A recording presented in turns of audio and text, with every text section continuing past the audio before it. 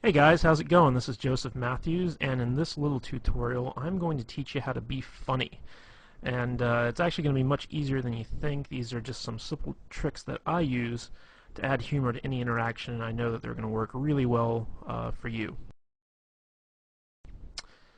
Alright, so the first thing I want to talk about is how serious humor really is. If you can't be funny when you're talking to someone, you really can't be all that interesting. Fact of the matter is, the funnier you are, the more fun you're going to be, and the more people want to hang out with you. So, you need to be as funny as you possibly can in order to attract the most attention.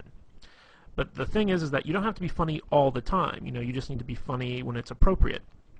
And some well-placed laughter will bond a lot of good feelings to you from, the people that you want to basically impress.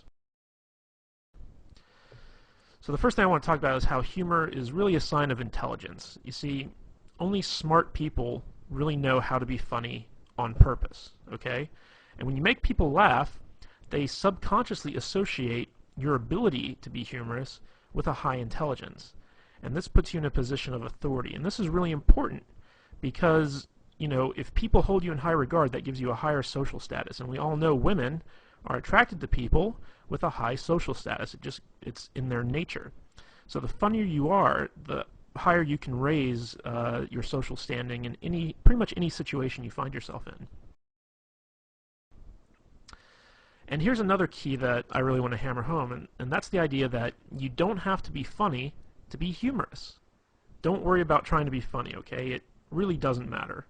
A lot of what you say to be funny will not work, and the reason for that is that everyone has a different sense of humor, okay?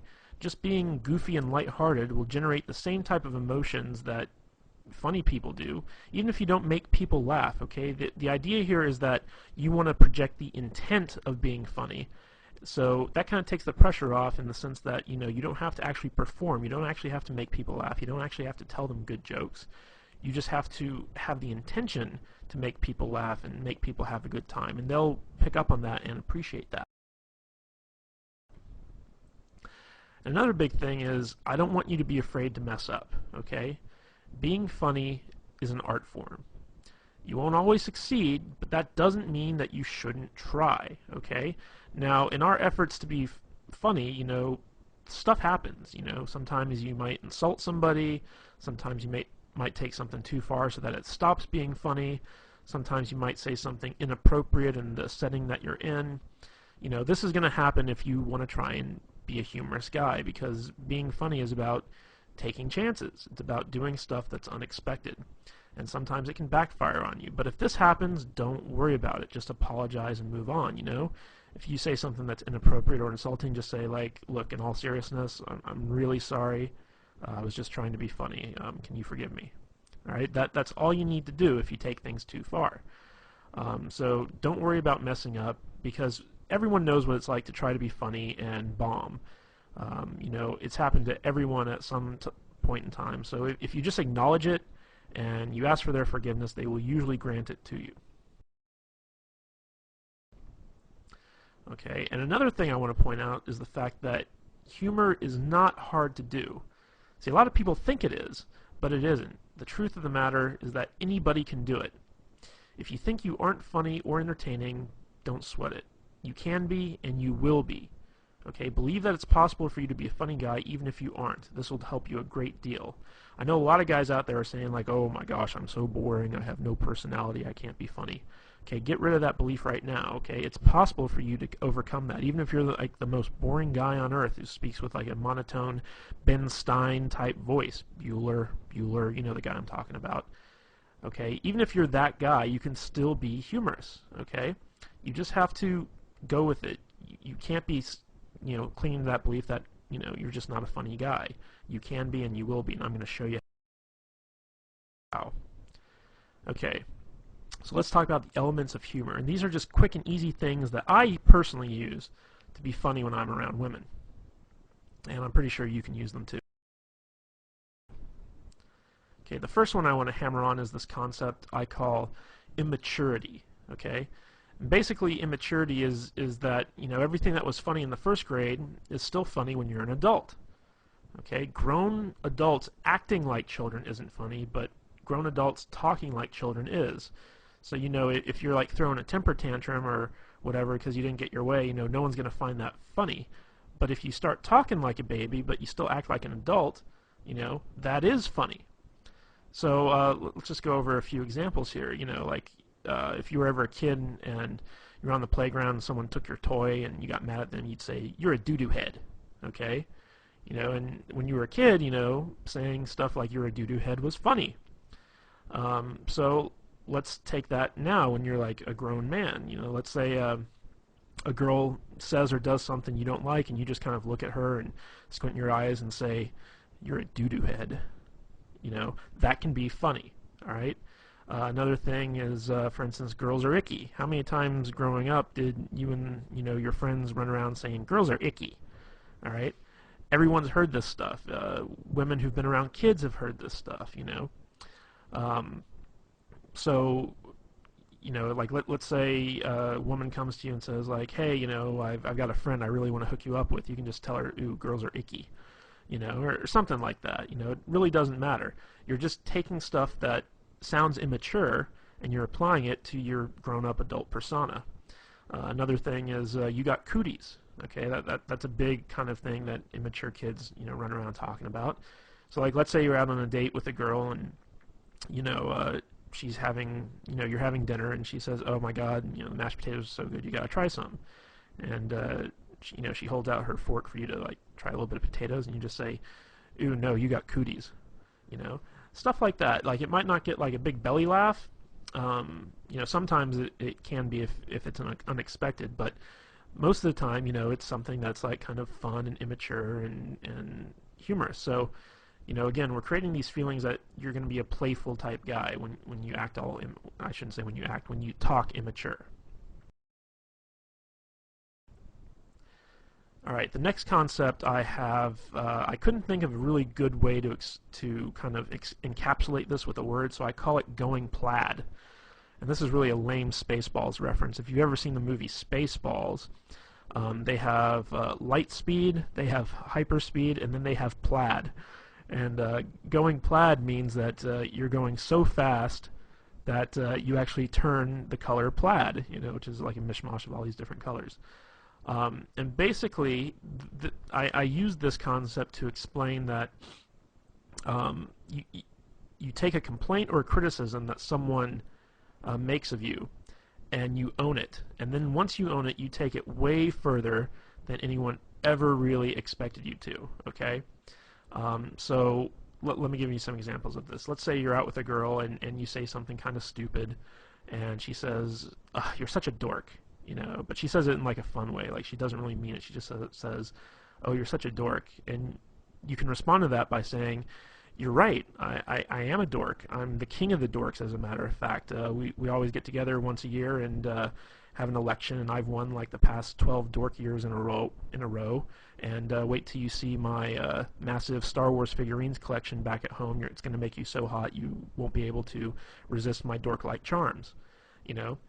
That's what I mean by going plaid, is you take something that could be considered something that's negative, and not only do you own it, but you take it to its most ridiculous extreme.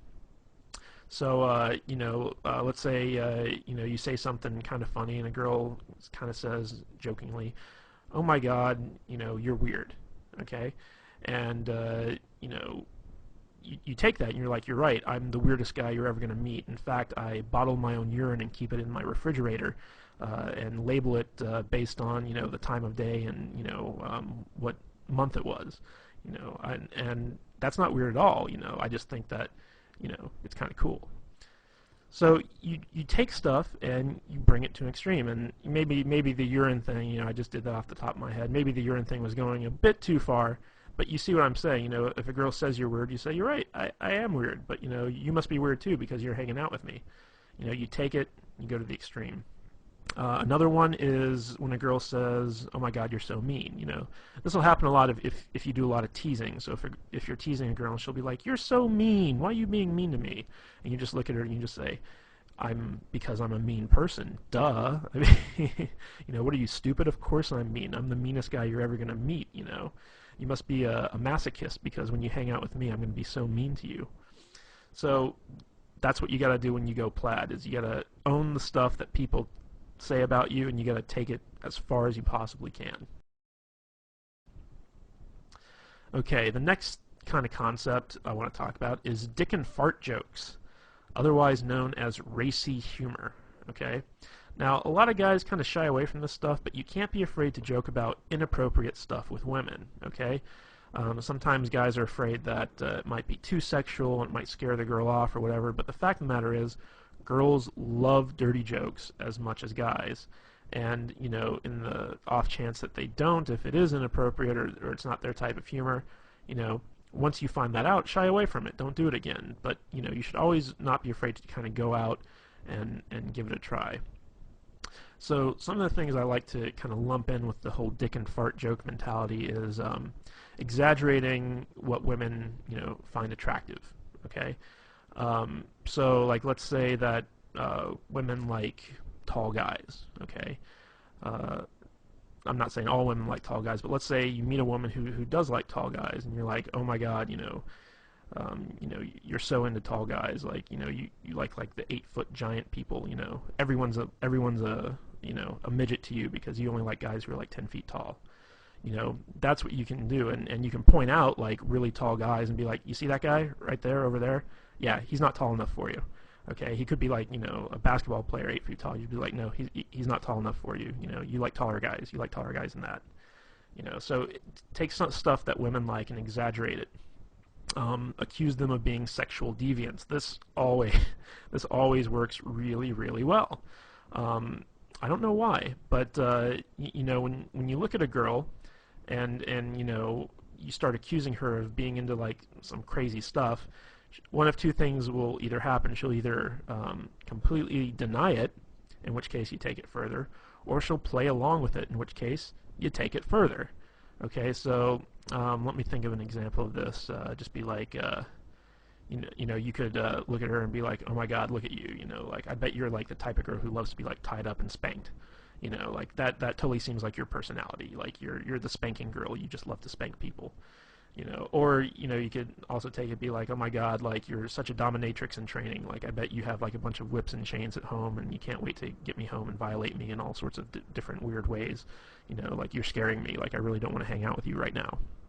Okay, like that's the type of stuff that I mean when you talk about accusing them of being sexual deviants.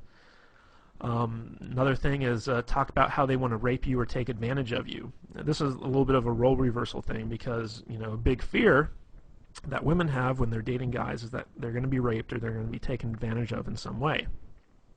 But you can actually use this to your advantage by turning it around and saying stuff like for instance, you know, if she brings you a drink and you say like, you didn't slip a roofie in this, did you? Because, you know, the last thing I want to do is wake up in bed and find out that you completely took advantage of me. You know, or you know, if she gives you a drink and you say like, are you trying to get me drunk? Because you know, I'm not that type of guy. You know. Stuff like that. You know, you wanna kind of accuse her of being the one trying to get you into bed, okay, or trying to take advantage of you in some way. And this is funny, but it also has like some underlying sexual tension aspects to it, which can be really fun. Another thing is to make fun of bodily noises. You know, like everyone thinks, you know, fart noises are funny, and you know, you can just sit there and be like, you know, with your mouth just go. And then accuse her of being farting. Just look at her and be like, ew, I can't believe you. Ew. You know? And, you know, it's funny because it's obvious you're the one doing it, but you're accusing her. So, you know, it gets some laughs. And the last one is to accuse women of having outrageous fetishes.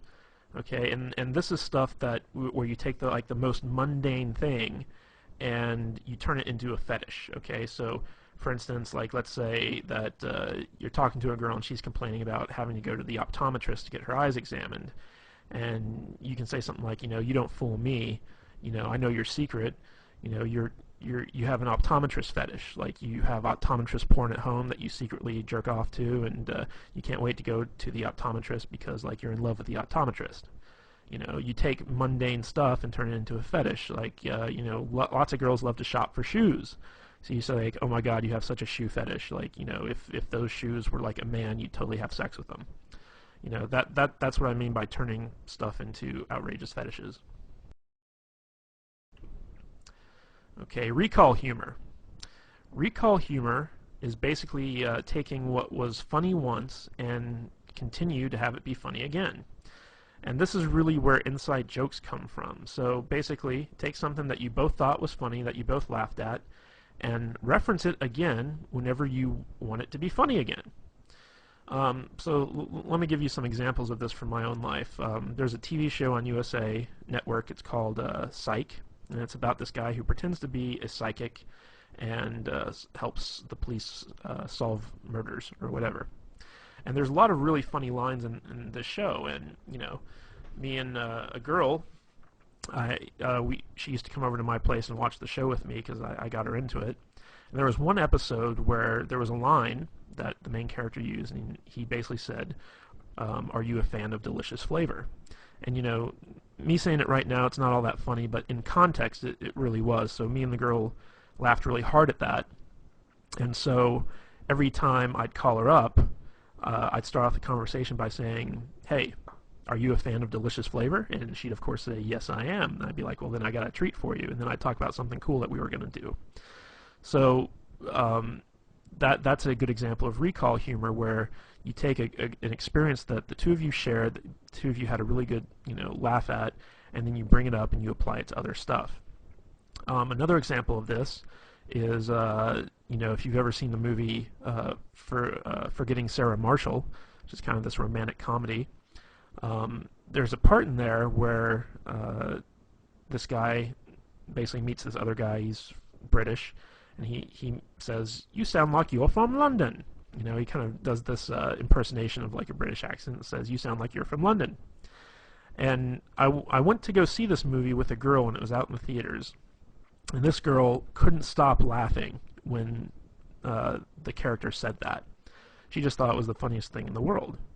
So every time I'd get together with her thereafter, one of the first things out of my mouth is I'd look at her and I'd say, "You sound like you're from London."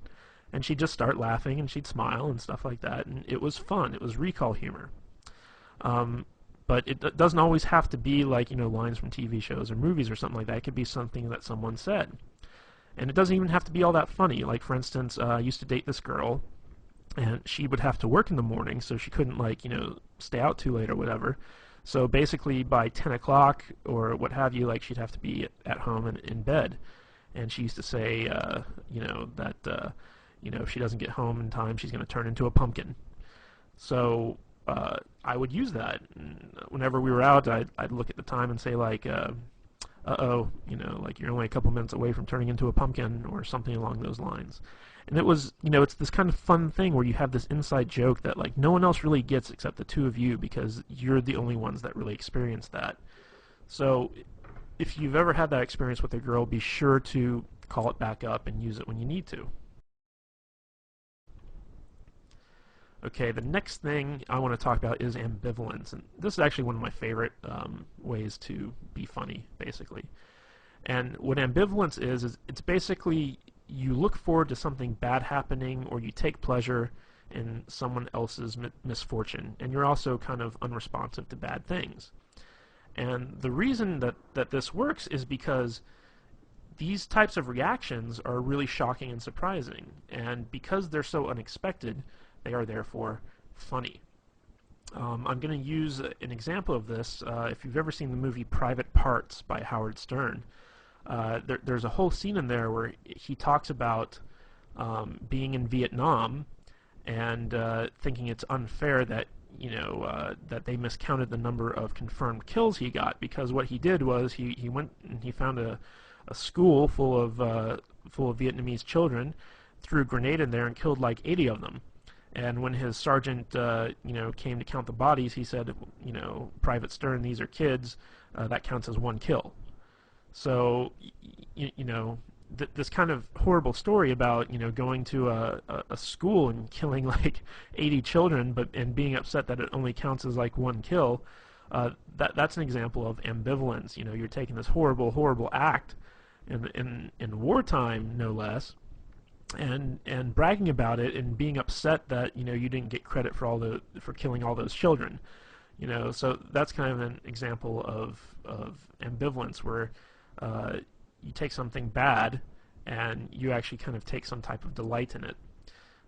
So a little bit of a better example of this, like let's say you're talking to a girl and she's complaining about how she works really hard but she never has any money. She's like, oh, I'm so poor.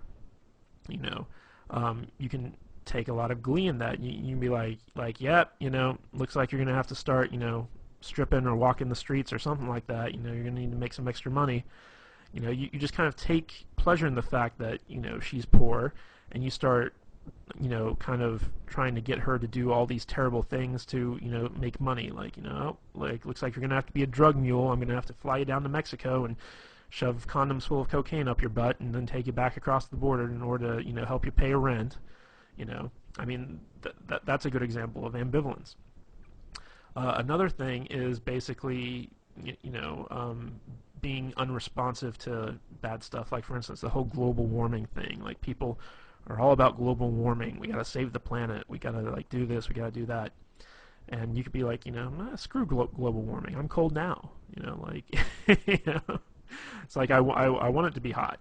Like I want the world to be warmer because it's freaking cold out and I don't like the cold. So that's another example of ambivalence. And ambivalence really stems from just like being lazy and not caring. Okay, that's how this humor works. Is everything that someone says to you, like you can just be like, whatever, and it's funny. All right, here's another thing I call gayness. Now, I'm not saying that gay people are bad or whatever, but you got to admit that gay people are funny. Gay men, masculine men doing feminine things is always good for a laugh. And stories are also always much funnier when they're told in a gay voice. So, whenever you're hanging out with a girl or whatever and you start talking gay, she's going to enjoy it. She's going to laugh because it's something that's like different from who you really are, which is, hopefully, a straight, heterosexual, masculine man. So, like sometimes I'll be like, hey, it's gay story time, and then like I'll tell like a normal story that I was gonna tell anyway, but just do it in a gay voice. Be like, I'll say something like, oh honey, you don't even know, like, oh my god, the thing with the thing and that guy, oh my god, I can't believe he said that. I'll just go off and I'll riff, but I'll do it in a gay voice. And women, for some reason, I don't know why, they always love it. I don't even think my gay voice is all that good, to tell you the truth, but they like it. Okay, and another great way to use gayness is to pretend to be one of her girlfriends, like if a girl starts talking about, like something that she'd normally talk about with her girlfriend, I'll be like, wait, pause 1 minute. I'm just going to take my balls, I'm going to put them in this imaginary jar here, like, okay, I'm putting my balls away, I'm totally your girlfriend right now, just talk to me like your girlfriend. So, sweetie, what's the problem? And then, so it'll be funny and she'll laugh and then she'll start telling me. So you can do a lot of stuff about like, kind of emasculating yourself, acting gay, talking gay, things like that, and, women like it. Okay, another thing is ridicule and teasing. Here's an interesting fact, is that people hate to be made fun of when they're the ones being made fun of. Okay, they hate ridicule when they're the target, basically. However, people love it when other people are made fun of, especially people in authority or people they personally don't like. Okay? So, let's say you're sitting down with a girl in a restaurant for dinner and your waiter's like, a real jerk, or he's not a very good waiter or whatever. You could start making fun of that waiter. Just start, ridiculing the guy. Don't do it when he's around, but as soon as he leaves, just turn to the girl and just be like, oh my god, that guy's asshole is puckered so tight you couldn't pull a pin from it with a tractor, and she'll be like, oh my god, yeah, and that brings up another thing, is that when you make fun of other people, it creates a sort of bond between the two of you, because it's almost like you're confiding in them your dislike of something else, and you can be united in your dislike for something. So if she talks about something that she doesn't like, or someone she doesn't like, pounce on that, start making fun of it, and she'll start making fun of it too, and before you know it, you two have created a bond over that. Okay? So, use ridicule to ridicule other people, but never, ever, ever ridicule yourself or the girl that you're with, okay? When you turn ridicule on someone else, they'll tend to get defensive, or it'll lower their self-esteem or what have you. What you want to do is, if you're going to target the girl that you're with, tease her, okay? And there's a difference between ridicule and teasing, okay? Good-natured teasing is funny, but if you take it too far, it becomes ridicule, okay? So when you tease a girl, it's kind of, I'll use an example that we used in the past, where you start making fun of an outrageous fetish that she has, okay? Like, let's say she really likes Brussels sprouts, or, okay, I got a better one. Let's say she really likes Chinese food, okay? And she's sitting there, she's like, oh my god, this Chinese food's so good. And I'm just like, oh, look at you, you're so into Chinese food. If Chinese food were a man, you'd totally have sex with it. That's an example of teasing, but, like, looking at a girl and saying, like, oh my god, you look so fat in those jeans. That's not teasing, that's being mean. So you want to walk that fine line. But if you ever got to ridicule someone, always ridicule someone other than yourself or the girl that you're with. Make sure that it's someone that she doesn't like, or someone in authority, like, for instance, the president. Even if she likes the president or she dislikes the president, whatever, it's always funny to make fun of people who have some type of authority position. You can also make fun of her boss, or your boss, or whatever, someone that has some type of authority over you. Alright, the next one that I want to talk about is impressions. Now, the fact of the matter is, everybody loves impressions, even the bad ones, okay? So, if you want to be funny, when you're telling a story, always do impressions of the different characters that are in the story. It could be a story of you and your friend Bob, and every time, Bob says something, you do it in the Bob voice, and the Bob voice can be something like a really high-pitched, whiny type thing. There's a guy in my group of friends, and his name is Adam, and me and my friends always do impersonations of Adam whenever we tell stories. And when I talk about my friends to the girls I'm with, I use this Adam impression. And it's kind of funny because, Adam, he has this really deep voice, but when we when we do our impression of him, we make him sound like a complete idiot. So we'll say, like, yeah, yeah, I really like that, yeah. And that's our Adam voice, okay? And it totally sounds nothing like him, but it's a funny voice. So, like, when we tell the stories to the girls and we use our Adam voice, the girls really laugh, and they're like, does he really talk like that? And you're like, no, actually, he's got, like, a really deep voice, but we just like to use that voice. And before long, sometimes the girls even start doing the impressions like that. So you don't even have to worry if you can't do good impressions. Like, do bad impressions and then brag about how bad they are. So, for instance, like, let's say you're doing an impression of the girl you're with. Like, obviously it's hard for guys to impersonate female voices, so you can just do it in a really high-pitched, shrilly voice. It's like, oh, I'm so tired, I don't want to go out, why are you making me go out to dinner with you? I don't even like this place. You can start pretending like that's like your impression of her, and she'll be like, I don't sound like that, and you're like, I don't sound like that, and it's a bad impression, but it's funny. And another way you can do this is do impressions of celebrities or really well-known people. If you're talking about the president, do an impression of the president. Doesn't matter if it's good or not. Just take what you've seen done on TV and try and emulate it best you can. People really respond well to impressions because it's kind of like this theatrical performance. Even if it's not very good, like, you're creating a whole new character that they can get into. Alright, the next thing I want to talk about when it comes time to be funny is talking with stereotypes. Now, all stereotypes are funny because there's always some measure of truth to them. Even if they're completely offensive and out of left field, they're still funny. So, for instance, if you're like an uptight white guy like myself, throw in some ghetto speak. When I meet up with a girl, like, if I call her up on the phone, one of the first things out of my mouth is sometimes, hey, what's the dealio? I don't really talk like that. I don't say, like, what's the dealio? Like, it doesn't sound right coming out of my mouth.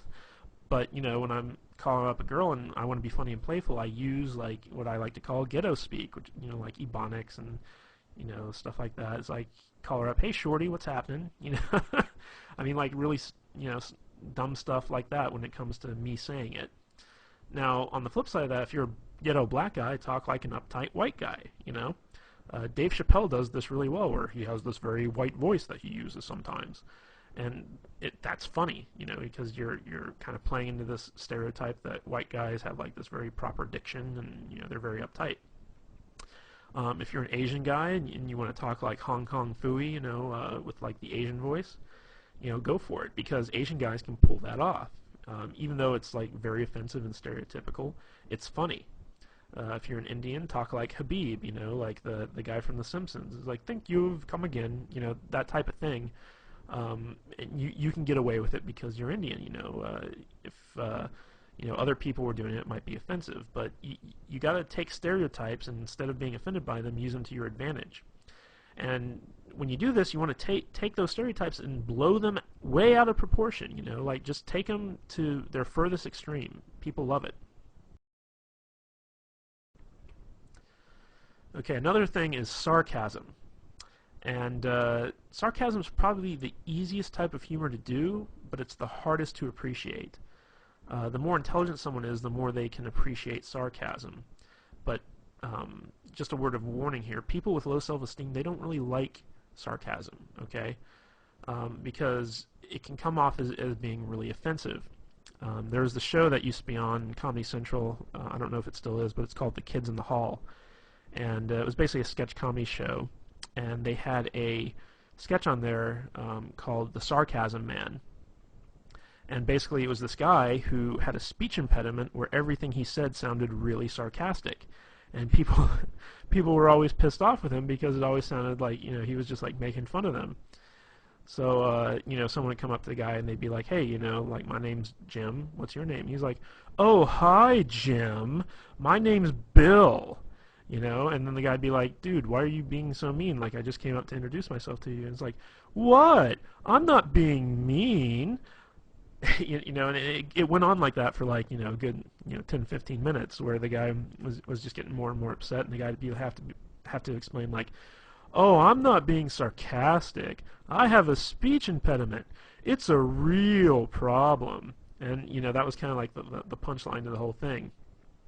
So basically, when it comes to sarcasm, you basically got to act like the person you're talking to is a complete idiot, and you have to lower yourself to their level in order to effectively communicate with them. That's basically what sarcasm is you have a feeling of superiority over the person, and you're kind of poking fun at the fact that they're dumber than you are. And oddly enough, lots of girls really love sarcasm. They really love sarcastic humor, and a lot of girls, as a matter of fact, have a very sarcastic sense of humor themselves. Like, their type of humor is sarcastic.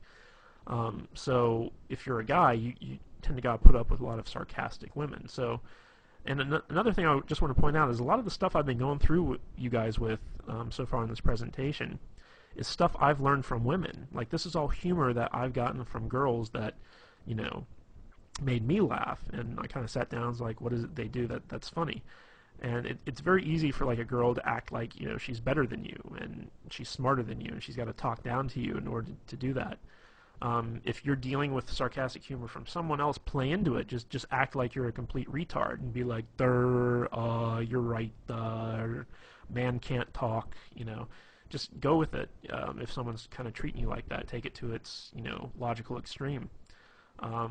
When you're dealing with someone who's sarcastic, you can pull the sarcastic humor all you want. But if you're dealing with someone who's not sarcastic, who has low self-esteem, who's kind of like sweet or whatever, you don't want to go the sarcastic route.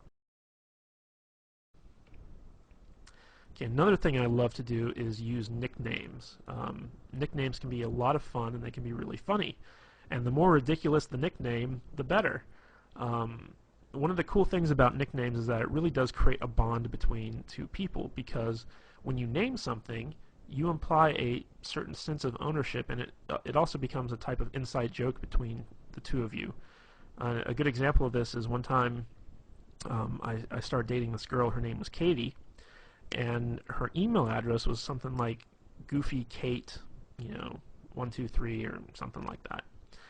And when I got emails from her, it was always, from this Goofy Kate email address, so I just started calling her Goofy Kate, and eventually that got shortened to Goofy, and every time I'd see her, I'd be like, hey, what's up, Goofy, and, she'd laugh and, whatever, but to me and her, it was, she was Goofy, that was her name. There was another girl I met where I used to call her Fuzzy Bunny. I don't even remember why. I just called her like Fuzzy Bunny for no real good reason, but that name kind of stuck. She was my little Fuzzy Bunny. And as long as like you're not calling women like really offensive names, like bitch, slut, hoe, even though I have had girls who I nicknamed that never to their face, but whatever. You kind of have this kind of endearing inside joke. And whenever you're in a relationship with someone, eventually nicknames like kind of pop up. So it's always good to kind of like be the first one to go out there and do that and start referring to them in that sense. All right, bad jokes. Good jokes are hard, bad jokes are easy. That's just the long and short of it right there. So if you're going to tell jokes, don't even try to tell good jokes. Just use bad jokes because they're easy. You can go online and find like a billion bad jokes. Word of wisdom, though, the shorter the jokes are, the better, okay? And remember our little talk on immaturity a little bit earlier. First grade humor is always funny. And so if use bad jokes that, would make like a kindergartner laugh. Now, it might not get you an actual laugh from the girl, but it doesn't matter because it's a playful thing. It's fun, and you can also turn it into a game. So, for instance, you could just look at her, like, if there's a lull in the conversation or whatever, you could just say, hey, why'd the monkey fall out of the tree? And she'd be like, I don't know. And you're like, because it's dead, duh. I mean, that's a bad joke, but, it's just something funny. And then you can be like, okay, your turn, tell me a joke. And then she tells you a joke, and it can be a good joke or a bad joke or whatever. And then, like, the idea is, like, in the game, who can tell the worst joke? And another thing I like to lump into the bad joke category are bad pickup lines, because once you get to know a girl, like once you're past the point of meeting her and you're actually dating and stuff like that, bad pickup lines actually work. Surprisingly enough, they do. Like, you could, meet up with a girl to go see a movie, for instance. Let's say two of you get together, and you're like, damn, girl, did you wash your pants in Windex? Because I can see myself in them. I mean, like, that's a really bad pickup line. It would never work. But if you already know the girl and you use that, she's going to, like, think it's funny. She's going to let it go. Like, I do this all the time. I take every bad pickup line I can possibly think of, and I use it whenever I, like, meet up with a girl I know. And it's really fun. It's really funny. All right. Another favorite tactic of mine is to steal stuff that's already funny. It's hard to think of funny stuff on your own, but there's tons of stuff out there that's already, like, humorous and will guaranteed to make people laugh. So think of great jokes that you've heard from comedians and well-known celebrities and use them. Talk about them for your own gain. Tell the joke in a story as if you're impersonating the comedian. I don't know if you've ever seen people like Chris Rock in stand-up, but these guys are really, really funny. And you can even say to a girl, it's like, hey, you ever watch Chris Rock? And she's like, oh, I love Chris Rock. Then you can say, like, oh my God, I saw his stand-up one time, and he has this story about, like the only goal of a guy who has a daughter is to keep her off the stripper pole. And then you can actually go into the exact same routine that Chris Rock uses in his stand-up and just, like, repeat it word for word, and it's still funny. Like, women get it, like, there's this whole other Chris Rock thing about having the dick in the jar, like how every woman has, like, a guy friend who, in case she breaks up with her current boyfriend, she goes to him and just uses him for the rebound, and he calls that the dick in the jar, break in case of emergency. So I love Chris Rock stuff, so I have a lot of his stuff kind of memorized so that if there's a lull in the conversation, or I want to make the girl laugh or talk about something funny or take the conversation in a new direction, I can just pull out, something I love from Chris Rock, Dave Chappelle, Robin Williams, whoever, and just start, reciting it word for word, and maybe even do an impression of them while I'm doing it. So steal stuff that's already funny. works really good. Okay, now let's talk about self-depreciation. Okay, this is the type of humor where you're basically making fun of yourself. And of course, people love ridicule as long as it's not directed at them.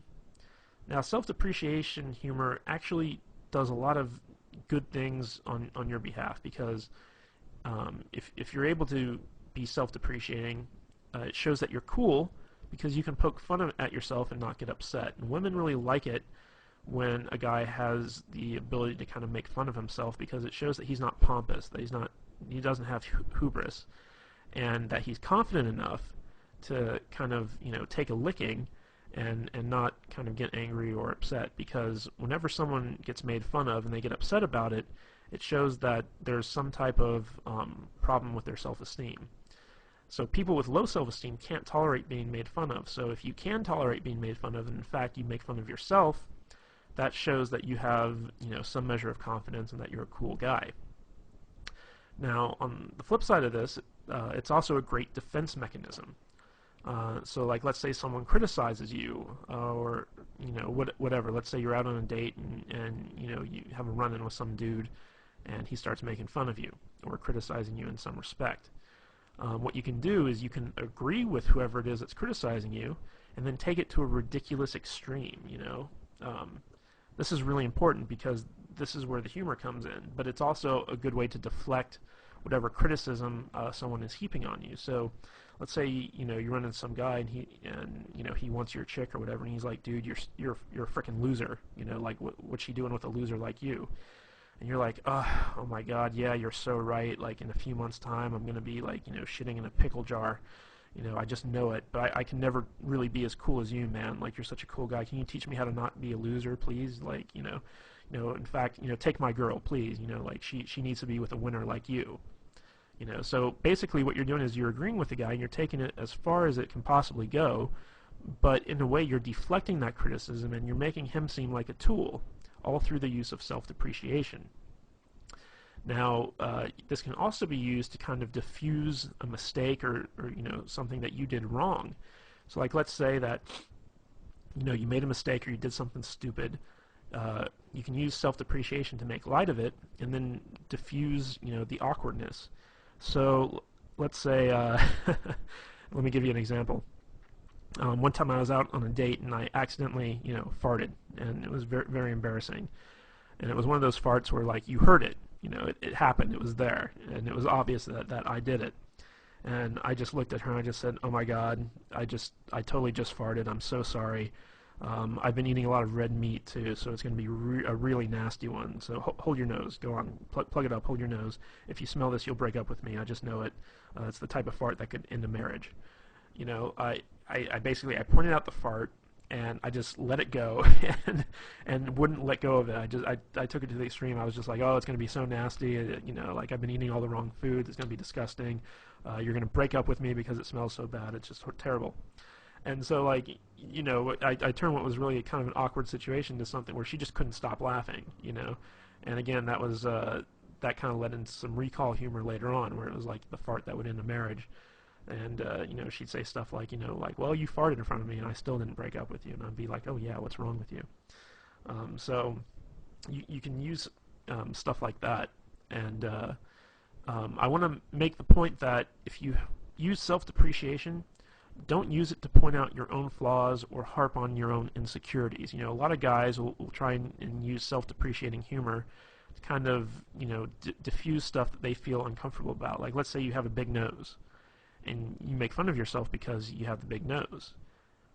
That's not a good thing, because what you're actually doing is you're highlighting stuff about yourself that's bad, and you think it's bad, and you don't want anyone else to think it's bad. However, by doing that, you're basically pointing out to everyone, hey, look at all the bad stuff about me. Even if they laugh at it, it's not good. So when you do use self-depreciation, only use it as either a defense mechanism or to diffuse some type of awkward situation. Don't ever use it to point out the fact that you have something wrong with you. Like, for instance, I'm not a very thin guy. I'm a little bit overweight. So when I'm out with a girl, I'd never start making fun of myself for being fat, because that's something that I don't want her to kind of harp on, you know, I don't want her to glaze over it.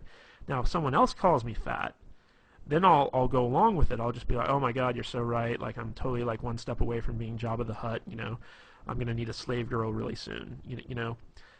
So if someone else points it out, then that's when you use the self-depreciating humor, but you never bring it up on your own accord because you're insecure about it, okay? Most of the time, people won't even notice stuff that you're insecure about until you bring it up. And then they can start holding that against you because they know that, you know, you're kind of wishy-washy on it. So, just as an aside, never use self-depreciation to point out your own flaws or harp on your own insecurities. But the biggest key to being funny is to have fun. If you have fun, the humor will come naturally, okay? If you're just able to sit back and relax, not worry about anything, not worry about censoring yourself, not worrying about messing up, you will naturally, if you're an intelligent person, which I'm fairly certain that you are, be a funny person. You'll pick up on stuff, you'll crack jokes, you'll have a good time. Remember, humor is all about feelings. It's not about really getting a response. It's not about making people laugh. It's about making people feel good. The better you can make people feel, the more they'll like you, and the more personality you'll display. Even if you're not a funny guy, just be super, super positive. People like positivity. And if you can mix that positivity in with some fun every once in a while, people will like you even more. So out of everything I told you about, if you can't even remember one of those little concepts about how to be funny, just have fun. The more fun you have, the more naturally funny you'll be, and the easier it'll be to make people laugh and have a good time with you. Alright guys, that's all I have for the video. I hope you really enjoyed this thing. Like I said, I got most of this material, most of these concepts from girls who use them on me. So this is stuff that I know for a fact girls respond to. I use all this stuff in every one of my interactions, and I always get a good response from it. So if you need to, watch this video as many times as you want, learn the concepts, and actually go out and start using them, and you'll be absolutely amazed to see the type of responses girls give you. Alright guys, this is Joseph Matthews, and I'll catch you later.